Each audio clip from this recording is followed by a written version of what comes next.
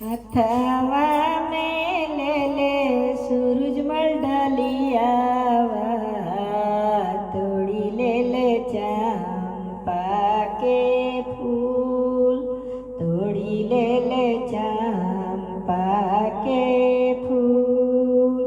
सौंसे नगरिया आदित घुमा ले, कोई न रखेला उनकर मान, कोई न रखेला उनकर मान।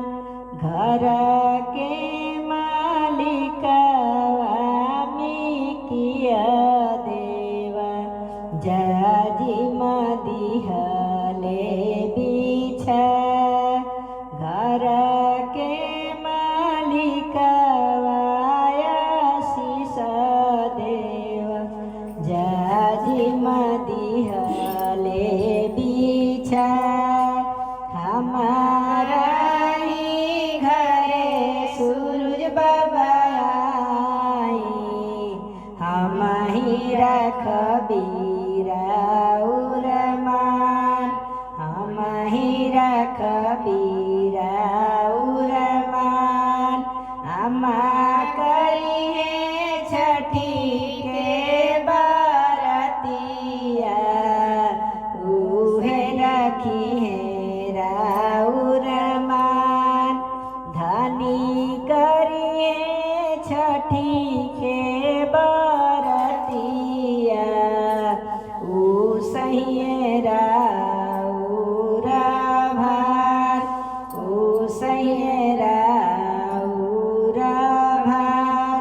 हथवा में ले ले सूरजमल डलियावा, तोड़ी ले ले चंपा के फूल, तोड़ी ले ले चंपा के फूल।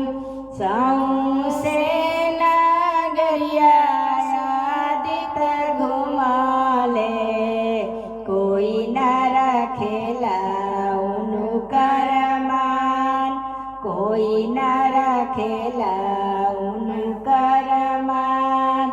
घर के मालिका सालिया देवा, जाजी मदिहले बिछा। घर के मालिका सानुआ देवा, जाजी मदिहले बिछा। हमारा ही घरे सूरज बाबा आई, हम ही रखबीरा उरमान, हम ही रखबीरा उरमान। अम्मा करी है छठी के बरतिया, उहे रखी है राउरमान। धनी करी है छठी के बरतिया, ऊ सही राउर भार, ऊ सही राउर भार। हथवा में ले ले सूरजमल डलियावा, तोड़ी ले ले चंपा के फूल, तोड़ी ले ले चंपा के फूल। सौंसे नगरिया आदित घुमा ले, कोई न रखेला उनकर मान, कोई न रखेला